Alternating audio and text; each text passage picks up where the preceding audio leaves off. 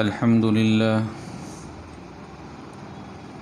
لله نحمده ونستعينه ونستغفره ونؤمن به ونتوكل عليه ونعوذ بالله من شرور أنفسنا ومن سيئات أعمالنا من يهده الله فلا مضل له ومن يضلله فلا هادي له ونشهد أن لا إله إلا الله وحده لا شريك له ونشهد أن سيدنا ومولانا محمدا عبده ورسوله أما بعد فأعوذ بالله من الشيطان الرجيم بسم الله الرحمن الرحيم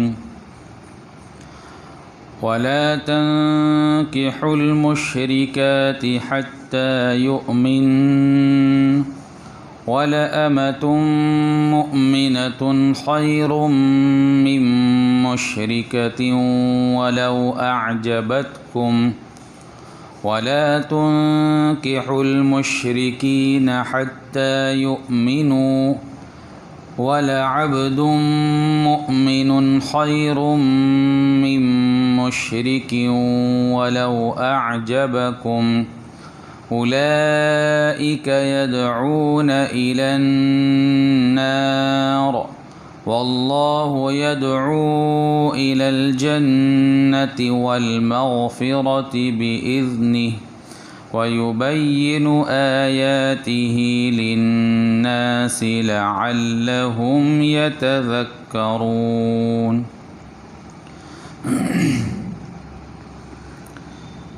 یہ سورہ بقرہ کی 221 نمبر کی آیت کریمہ ہے. اللہ رب العزت فرماتے ہیں اور مشرک عورتوں سے اس وقت تک نکاح نہ کرو جب تک وہ ایمان نہ لے آئے. یقیناً ایک مومن باندی کسی بھی مشرک عورت سے بہتر ہے، خواہ وہ مشرک عورت تمہیں پسند آ رہی ہو. اور اپنی عورتوں کا نکاح مشرک مردوں سے نہ کراؤ جب تک وہ ایمان نہ لے آئے. اور یقیناً ایک مومن غلام کسی بھی مشرک مرد سے بہتر ہے، خواہ وہ مشرک مرد تمہیں پسند آ رہا ہو. یہ سب دوزخ کی طرف بلاتے ہیں، جبکہ اللہ اپنے حکم سے جنت اور مغفرت کی طرف بلاتا ہے اور اپنے احکام لوگوں کے سامنے صاف صاف بیان کرتا ہے تاکہ وہ نصیحت حاصل کریں.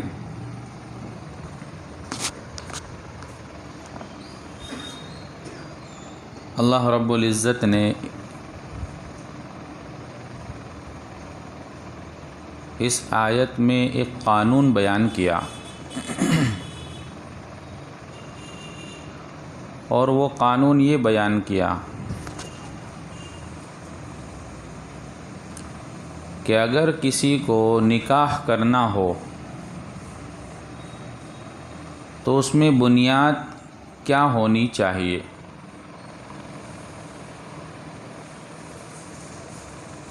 پہلے زمانے میں جو غلام باندی کا زمانہ تھا کہ اگر کسی جنگ کے موقع پر ایک طرف والے لوگ دوسرے طرف والے لوگوں پر غالب ہو جاوے تو ان کا مال قبضہ کر لیتے تھے، اس کو مال غنیمت کہتے ہیں. اور اس مال غنیمت میں کبھی روپیہ پیسہ اور سامان آتا تھا، اس کے ساتھ ان کے قیدی بھی آتے تھے. تو جو مرد اور عورتیں پکڑی گئی ان کو غلام باندی بنا لیا جاتا تھا. اور جس طرح چیزوں کی خرید و فروخت ہوتی تھی اس طرح ان کی بھی خرید و فروخت ہوتی۔ اب اللہ رب العزت نے یہاں اصول اور قانون بیان کیا کہ اگر تم کو نکاح کرنا ہے، یعنی مردوں کو پہلے حکم دیا کہ تم کو اگر نکاح کرنا ہے تو تم ایسی عورت سے نکاح کر سکتے ہو جو ایمان والی ہو۔ جو ایمان والی نہیں ہے اس عورت سے تم نکاح نہیں کر سکتے۔ اب رہا مسئلہ باندی کا، تو باندی کو عام طور سے لوگ ذلیل سمجھتے تھے کہ یہ تو باندی ہے، تو اللہ رب العزت نے ایمان کی قدر بیان فرمائی اور کہا کہ وہ عورت جو باندی ہے لیکن ایمان والی ہے وہ بہتر ہے تمہارے لیے نکاح کے لیے اس عورت کے مقابلے میں جو ایمان والی نہیں ہے، مشرکہ ہے، شرک کرنے والی ہے، کافر ہے، اگرچہ تم کو وہ عورت پسند آ رہی ہے، تم کو وہ عورت پسند آ گئی جو کفر کرنے والی ہے، شرک کرنے والی ہے، تب بھی اللہ فرماتے ہیں کہ اس عورت کے مقابلے میں یہ عورت جو کہ باندی ہے لیکن ایمان والی ہے بہتر ہے۔ اور اسی طرح اس کے بالمقابل حکم دیا کہ تم مشرک مردوں سے اپنی عورتوں کا نکاح نہ کراؤ۔ اس کے بالمقابل اگر کوئی غلام مل رہا ہے جو ایمان والا ہے، وہ غلام کے ساتھ نکاح کرانا یہ بہتر ہے اس کے مقابلے میں کہ تم کسی مشرک مرد کے ساتھ اپنی بیٹی کا نکاح کراؤ۔ تو اللہ رب العزت نے یہاں قانون بیان کیا۔ اب رہا مسئلہ اہل کتاب کا۔ اہل کتاب کہتے ہیں وہ لوگ جن پر اللہ رب العزت کی طرف سے کتابیں نازل ہوئی، آسمانی کتابیں، یہود اور نصارہ، تو ان لوگوں کے ساتھ نکاح اس کی بھی اجازت نہیں، اگرچہ جو بنیادی عقائد ہے ان عقائد میں کچھ کے ساتھ وہ ہمارے شریک ہے، جیسے توحید اور آخرت اور قیامت۔ توحید، آخرت، قیامت اور رسالت۔ توحید کے اندر اگر وہ اپنی کتاب پر مکمل عمل کرنے والے ہیں تو وہ بھی اللہ کو ایک مانتے ہیں۔ آخرت، جس طرح ہم آخرت کو مانتے ہیں، قیامت کو مانتے ہیں، وہ بھی آخرت اور قیامت کو مانتے ہیں اگر وہ اپنی کتاب پر قائم ہے تو۔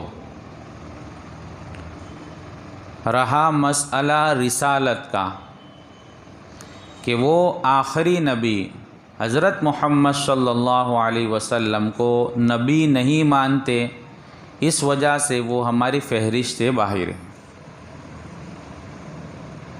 اگر وہ اپنی کتاب پر قائم ہوتے مکمل تو اس رسالت کو بھی مان لیتے، تو ان سے بھی۔ اور اب اس زمانے کے یہود اور نصارہ جو کہ نہ توحید پر باقی ہے نہ آخرت کے عقائد ان کے جیسے ہونے چاہیے ویسے ہے، اور رسالت میں تو پہلے سے ہی الگ تھے،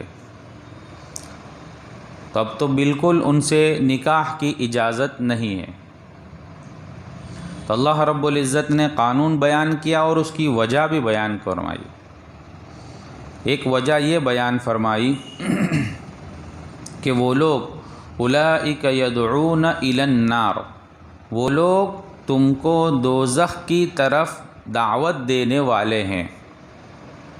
یعنی اگر کوئی آدمی سوچے، جیسے عام طور سے اس زمانے میں جو ماحول خراب ہوا ہے کہ ایک لڑکا دوسری لڑکی کے ساتھ غلط کام کرتا ہے، اس کے ساتھ بھاگ جاتا ہے، اس کے ساتھ لو ہو جاتا ہے، اور وہ یہ دلیل کرتا ہے کہ میں تو ہندو لڑکی کو اس لیے اس سے پیار کرتا ہوں کہ اس کو پھر ایمان کی دعوت دوں گا اور پھر اس کو مسلمان بناؤں گا تاکہ وہ جہنم سے بچ جاوے۔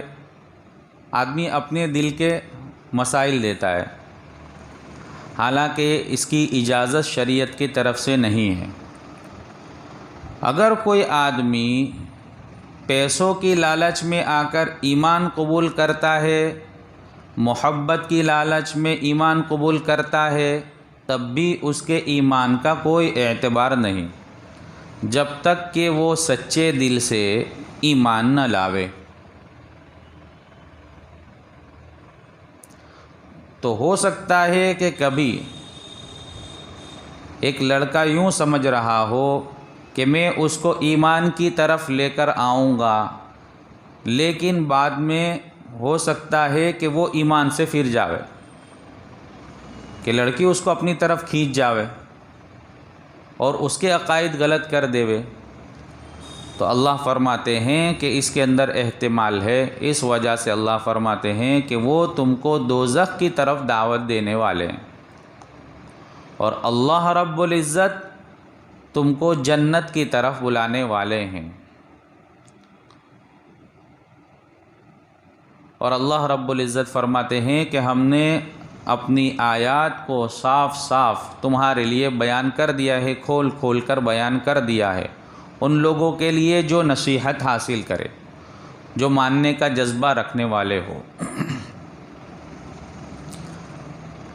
آگے اللہ فرماتے ہیں وَيَسْأَلُونَكَ عَنِ الْمَحِيضِ قُلْ هُوَ أَذًى فَاعْتَزِلُوا النِّسَاءَ فِي الْمَحِيضِ وَلَا تَقْرَبُوهُنَّ حَتَّى يَطْهُرْنَ فَإِذَا تَطَهَّرْنَ فَأْتُوهُنَّ مِنْ حَيْثُ أَمَرَكُمُ اللَّهُ إِنَّ اللَّهَ يُحِبُّ التَّوَّابِينَ وَيُحِبُّ الْمُتَطَهِّرِينَ۔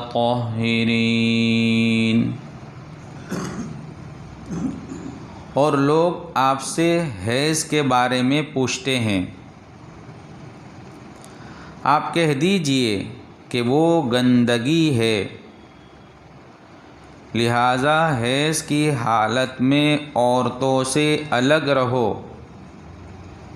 اور جب تک وہ پاک نہ ہو جائے ان سے قربت یعنی جماع نہ کرو۔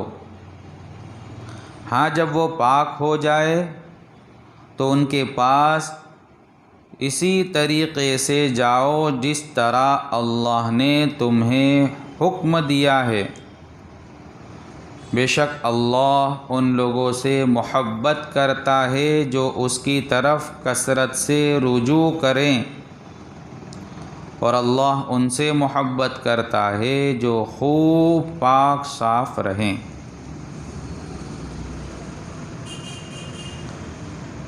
اللہ کے رسول صلی اللہ علیہ وسلم مدینۃ المنورہ ہجرت فرما کر تشریف لے گئے۔ اس وقت یہ مسئلہ درپیش ہوا۔ وہاں چونکہ مختلف لوگ رہنے والے تھے، مدینہ میں یہود بھی تھے، نصارہ بھی تھے، مختلف قومیں تھیں۔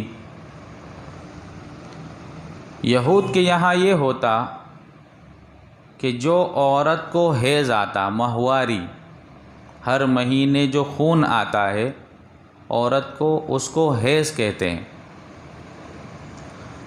تو جو عورت کو حیض آتا اس عورت سے بالکل الگ ہو جاتے، اس کو ایک الگ کمرے میں کر دیتے، اس کے ہاتھ کا کھانا بھی نہیں کھاتے، اس کے ہاتھ کا پانی بھی نہیں پیتے، جب تک حیض ختم نہ ہو جاوے اس کے قریب بھی نہیں جاتے۔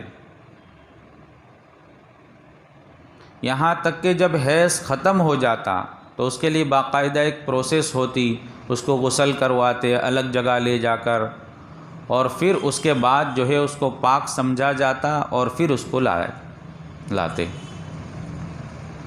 اس کو دیکھ دیکھ کر کچھ اور قومیں بھی اس طرح کرنے لگی تھی۔ اس کے بالمقابل نصارہ لوگ حیض کی حالت میں عورت کو کچھ بھی نہیں سمجھتے، یعنی جس طرح حیض نہ ہو تو عورت کو رکھتے تھے اسی طرح حیض کی حالت میں بھی رکھتے، یعنی اس سے جماع بھی کرتے، اس سے ہر قسم کا فائدہ بھی اٹھاتے۔ حیض کا ہونا نہ ہونا ان کے لیے برابر تھا۔ اس کو دیکھ کر کچھ قومیں اس طرح بھی کرنے لگی تھی۔ تو صحابہ کرام نے اللہ کے رسول صلی اللہ علیہ وسلم سے سوال کیا کہ ہم کیا کریں حیض کی حالت میں، کہ اگر حیض کی حالت میں عورت ہو تو ہمارے لیے کیا حکم ہے؟ تو اللہ رب العزت نے اس کا حکم نازل فرمایا قرآن پاک میں کہ وہ آپ سے حیض کے بارے میں سوال کرتے ہیں، آپ ان سے کہہ دیجئے کہ وہ ایک گندگی ہے۔ حیض کی حالت میں اگر عورت ہو تو شریعت نے اس کے لیے حکم یہ نازل کیا کہ وہ نہ بالکل یہود کی طرح ان کو الگ کر دیا جائے اور نہ نصارہ کی طرح بالکل ان کے ساتھ ویسا ہی معاملہ کیا جائے جیسا پہلے کیا جاتا تھا، بلکہ شریعت نے حکم دیا کہ حیض کی حالت میں تم جماع نہیں کر سکتے۔ ایک عورت اگر حیض کی حالت میں ہے تو اس کے لیے نماز نہیں ہے، وہ نماز نہیں پڑھے گی اور نماز کی قضا بھی نہیں ہے۔ حیض کی حالت میں جو نماز ہے اس نماز کو ادا بھی نہیں کرنا ہے اور نہ اس کی قضا کرنی ہے۔ دوسرا، حیض کی حالت میں روزے بھی نہیں رکھنے ہیں لیکن روزوں کی قضا کرنی ہے۔ حیض کی حالت میں جو روزے چھوٹے رمضان کے بعد ان روزوں کی قضا لازم ہے، ضروری ہے۔ حیض کی حالت میں عورت قرآن پاک کی تلاوت نہیں کر سکتی، قرآن کو چھو نہیں سکتی، اور حیض کی حالت میں عورت طواف نہیں کر سکتی۔ اگر حج کا موقع ہو تو وہ سارے اعمال کر سکتی ہے، مزدلفہ جاوے، عرفات جاوے، مینا، سب جگہ جا سکتی ہے، لیکن طواف کے لیے نہیں آ سکتی، وہ طواف نہیں کر سکتی۔ تو حیض کی حالت میں شریعت نے حکم دیا نہ نماز پڑھے، نہ روزہ رکھے، نہ قرآن پاک کو چھوئے، نہ قرآن پاک کی تلاوت کرے اور نہ طواف کرے۔ البتہ دعا جو مسنون ہے ان دعاؤں کو پڑھ سکتی ہے، درود شریف پڑھ سکتی ہے، ذکر کر سکتی ہے، قرآن پاک کو ٹکڑے ٹکڑے کر کے پڑھ سکتی ہے۔ ٹکڑے کا مطلب جیسے جس کو کہیں گے ہم ہجے کر کے، کہ اگر وہ اپنے بچے کو سبق یاد کرانے کے لیے بیٹھی تو وہ سبق یاد کرانے میں ہجے کرانا ہو تو ہجے کرا سکتی ہے، ٹکڑے کر کے، الگ الگ کر کے، جس کو یوں کہیں گے کہ تلاوت نہیں کر رہی ہے بلکہ ایک جملہ، ایک ٹکڑا پڑھتی ہے۔ اسی طرح جو مسنون دعائیں ہیں، جو دعا مانگ رہی ہو، اس میں کوئی آیت آ گئی، اس آیت کو وہ تلاوت کی نیت سے نہیں بلکہ دعا کی نیت سے پڑھ رہی ہے تو پڑھ سکتی ہے۔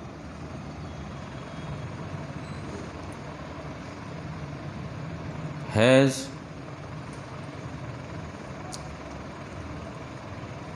ایک عورت کو کم سے کم 3 دن حیض کا آنا ضروری ہے۔ حیض کی کم سے کم مقدار وہ 3 دن ہے اور زیادہ سے زیادہ مقدار 10 دن ہے، یعنی کسی بھی عورت کو جب حیض آئے گا تو وہ 3 دن سے کم نہیں آ سکتا، کم سے کم 3 دن آئے گا، اور زیادہ سے زیادہ 10 دن آ سکتا ہے، اس سے زیادہ حیض نہیں آ سکتا۔ اگر کسی عورت کو 3 دن سے کم حیض آیا تو وہ حیض نہیں ہے، وہ استحاضہ ہے، بیماری ہے۔ اسی طرح اگر 10 دن سے زیادہ آ گیا تو وہ بھی حیض نہیں ہے بلکہ وہ استحاضہ ہے، بیماری ہے۔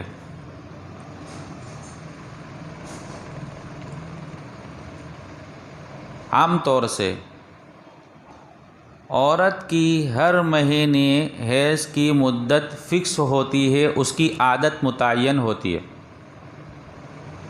کہ ایک عورت کو ہر مہینے کسی کو 4 دن، کسی کو 5 دن، 6 دن، 7 دن حیض آتا ہے، کسی کو 10 دن بھی آتا ہے۔ تو اگر کسی عورت کی عادت 6 دن کی ہے تو ہر مہینے وہ 6 دن حیض آئے گا، لیکن عادت میں تبدیلی ہو سکتی ہے، آگے پیچھے ہو سکتا ہے، کسی کی عادت بدل گئی، کسی وقت کسی مہینے خوراک اس کی زیادہ اس نے گرم کھائی، یا رمضان آ گیا، اس میں روزوں کی گرمی کی وجہ سے اس کی عادت آگے پیچھے ہوئی، تو عورت کی عادت حیض کی آگے پیچھے ہو سکتی ہے۔ تو اب اگر عادت آگے پیچھے ہو تو اس میں نماز کا کیا حکم ہے؟ کسی عورت کی عادت مثال کے طور پر 7 دن کی تھی، اب کسی مہینے اس کو 7 دن سے زیادہ اور 10 دن سے بھی زیادہ خون آ گیا، 12 دن خون آ گیا، تو اب چونکہ اس کی عادت تو 7 دن کی تھی لیکن اس کو آ گیا 10 دن سے بھی زیادہ یعنی 12 دن، تو اب یہ جو 5 دن ہے، 8واں دن، 9واں، 10واں، 11واں اور 12واں، یہ 5 دن بھی اس نے نماز نہیں پڑھی، وہ یوں سوچتی رہی کہ میری عادت بدل گئی، اس وجہ سے اس نے نماز نہیں پڑھی، اور وہ خون 10 دن سے بھی آگے بڑھ گیا، تجاوز کر گیا، تو اب اس کو یہ 5 دن کی نماز کی قضا کرنی پڑے گی، 8ویں دن کی بھی، 9ویں کی، 10ویں کی، 11ویں کی اور 12ویں کی۔ لیکن اگر کسی عورت کی عادت 7 دن کی تھی اور اس کو 9 دن خون آ گیا یا 10 دن خون آ گیا، تو اب یوں سمجھا جائے گا کہ اس عورت کی عادت 7 کے بجائے 10 دن کی ہو گئی، اب اس کو کوئی نماز کی قضا نہیں کرنی ہے۔ لیکن وہ عورت جس کی عادت 7 دن کی تھی اور 10 دن سے زیادہ خون آ گیا، تو ان نمازوں کی قضا تو کرنی ہے لیکن وہ گنہگار نہیں ہوگی، جو نماز چھوڑنے کا جو گناہ ہے وہ اس کو نہیں ہوگا، چونکہ وہ شریعت پر عمل کرنے کی وجہ سے ہی اس نے نماز چھوڑی ہے، قضا تو کرنی ہے لیکن اس نماز کے چھوڑنے کا گناہ اس کو نہیں ہوگا۔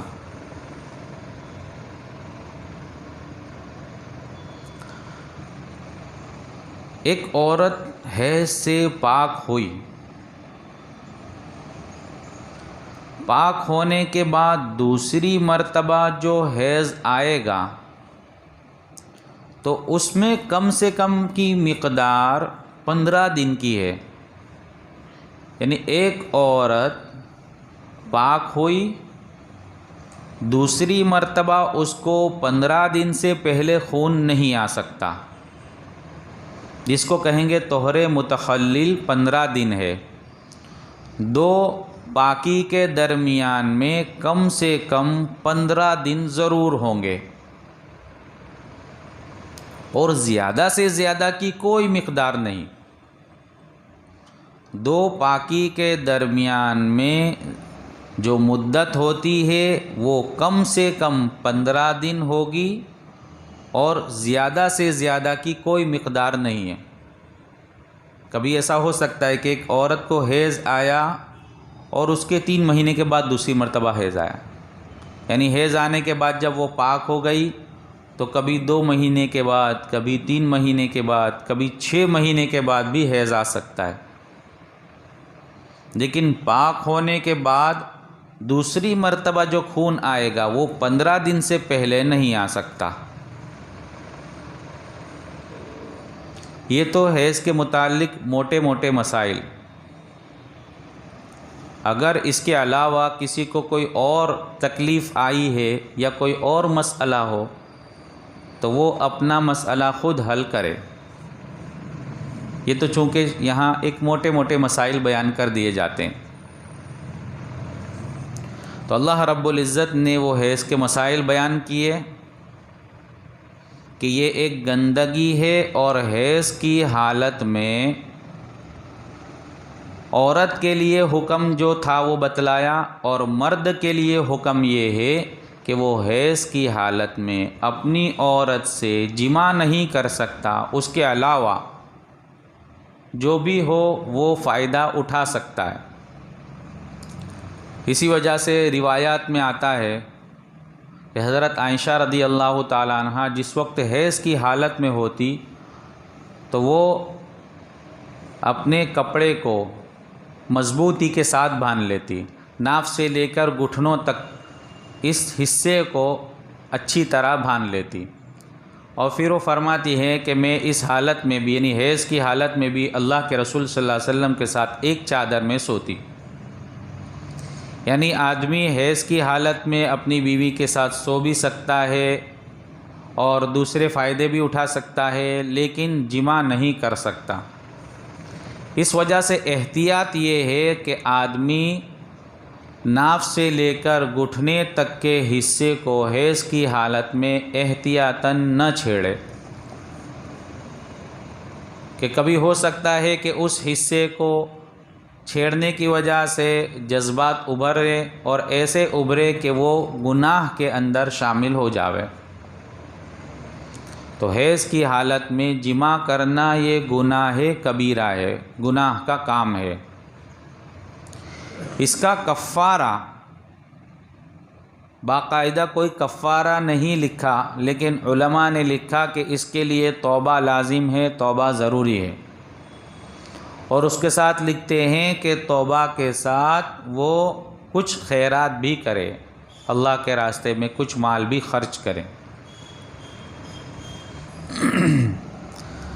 تو اللہ فرماتے ہیں کہ وہ گندگی ہے، تم ان کے قریب مت جاؤ۔ اللہ رب العزت ان اللہ یحب التوابین، اللہ رب العزت توبہ کرنے والوں کو پسند کرتا ہے اور پاک صاف رہنے والوں کو بھی پسند کرتا ہے۔ آگے کی آیت میں بھی اسی کے متعلق کچھ ایک دو باتیں ہیں جن کو انشاءاللہ پھر سنیں گے۔ اللہ رب العزت ہمیں سمجھنے کی عمل کی توفیق عطا فرمائے۔ بسم اللہ الرحمن الرحیم، سبحانک اللہم وبحمدک وتبارک اسمک وتعالی جدک ولا الہ غیرک، اللہم صلی علی سیدنا مولانا محمد وعلی آل سیدنا مولانا محمد وبارک وسلم، یا ارحم الراحمین یا اکرم الاکرمین۔ یا اللہ ہم تمام کے گناہوں کو معاف فرما، تمام کی خطاؤں سے درگزر فرما۔ یا اللہ اپنے فضل کا معاملہ فرما۔ یا اللہ پوری امت مسلمہ پر رحم فرما، امت مسلمہ کے حال پر رحم فرما۔ یا اللہ امت مسلمہ کے حال پر رحم فرما۔ یا اللہ ہر قسم کی بیماریوں سے حفاظت فرما۔ یا اللہ ہر قسم کی وبائی بیماریوں سے بھی حفاظت فرما۔ یا اللہ ہر قسم کی بلاؤں سے حفاظت فرما۔ یا اللہ دشمنوں کی سازشوں سے حفاظت فرما، ہر قسم کی سازشوں سے حفاظت فرما۔ یا اللہ پوری امت مسلمہ کی ایمان کی بھی حفاظت فرما۔ یا اللہ اعمال کی حفاظت فرما۔ یا اللہ دشمنوں کے مکر و فریب سے حفاظت فرما، شیطان کے شر سے حفاظت فرما، حاسدین کے حسد سے حفاظت فرما، فتین کے فتنے سے حفاظت فرما، ہر برا چاہنے والے کی برائی سے حفاظت فرما۔ یا اللہ ہمارے بیماروں کو شفا عطا فرما، مقروضوں کی قرضوں کی ادائیگی کی شکلیں پیدا فرما، حاجت مندوں کی حاجتیں پوری فرما۔ یا اللہ جو جس لائن سے پریشان ہے ہر ایک کی پریشانی کو اپنے فضل سے دور فرما، ہماری دعاؤں کو اپنے فضل و کرم آقا صلی اللہ علیہ وسلم کے صدقے میں قبول فرما۔ یا رب صلی وسلم دائما ابدا علی حبیبک خیر الخلق کلہم، سبحان ربک رب العزت عما یصفون، سلام علی المرسلین والحمد للہ رب العالمین۔